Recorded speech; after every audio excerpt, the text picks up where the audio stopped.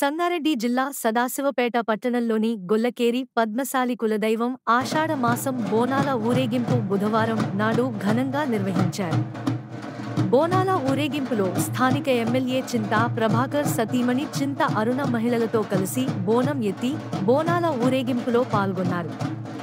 బోనాల ఊరేగింపు డప్పు చప్పుల మధ్య పట్టణ పురవీధుల గుండా గాంధీ చౌక్ మీదుగా దుర్గామాత దేవాలయంకు చేరుకుని అమ్మవారికి ఒడి బియ్యం, బోనాలు సమర్పించారు.